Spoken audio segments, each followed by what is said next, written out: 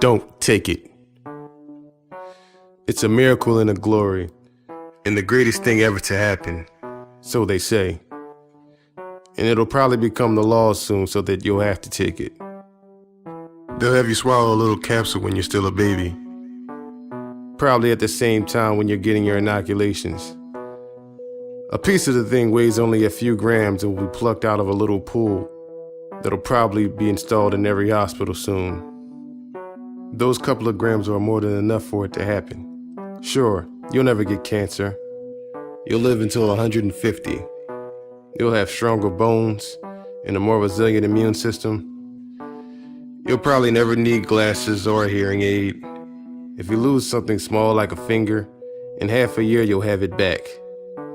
If you lose a whole arm, in 2 years you'll have it back with nearly full functionality. It's the sort of miracle that's believable enough to catch on. It won't solve all our problems, and it'll even create a few more, like overpopulation like we never saw coming.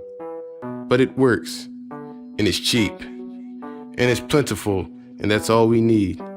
Sure, they can't quite explain how the thing actually manages to rewrite genetic code after we swallow a few grams. But they promise the answers will come someday, and that there are no ill side effects. It's from a previously unknown variety of starfish, but they won't even tell you that on the news.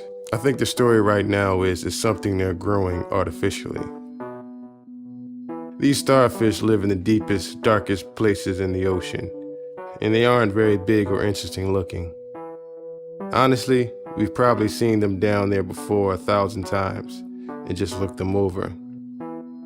It just so happened that prick with a show about eating weird foods got a hold of one. God knows how, and thought it was a different kind of starfish, and ate part of it, and a year later, he had his foot he lost back. I'm sure they tore apart his house and tested gallons of his blood, and interrogated everyone he ever spoke to. But somehow they figured out just when the regeneration happened, and eventually found the fucking thing. It had been alive when he ate one of its arms, and I guess he took pity on it and let the thing live in a tank in his house. Well, this led to that, and eventually they brought up a ton of the suckers. But here's the thing. Think about our technology and innovations. Think about what they're for. Mostly it's to keep us alive longer, make us healthier, help us communicate better. What if, as a race, we'd already had the ability to communicate via thought? What if we were naturally incredibly hardy and long-lived? What if we started out having everything we needed without having to do a bit of work? Our goals would turn to keeping our world the way it was and simply enjoying things. With a mind so powerful, it can transmit and receive thoughts with no effort. It stands to reason other amazing things are possible too. With the mind staying completely intact, and even the smallest sliver of the creature, one has to wonder just what else the mind can do. So now here's the question. If you survived all this time just sitting around on the bottom of the ocean with this incredible intellect, how would you amuse yourself? What if the mind can wander and roam freely? If it can just find something to carry it?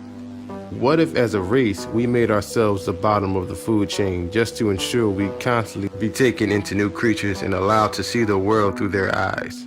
Is it really such a leap to think that such powerful minds could overtake smaller, lesser ones? No.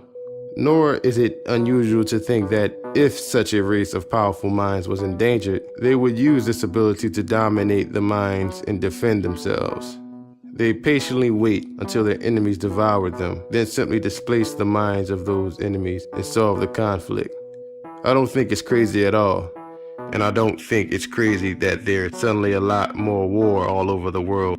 A lot of research put into birth control and the accidental release of that superbug that makes men sterile.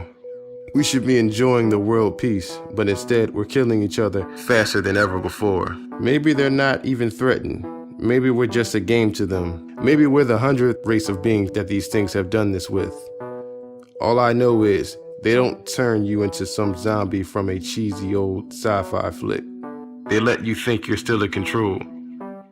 That's what they want you to do. It all seems so natural, so right. Then we're in World War III, And the only thing the bombs won't scorch clean is the floor of the ocean. Don't ask me how I know all of this. And don't take that pill.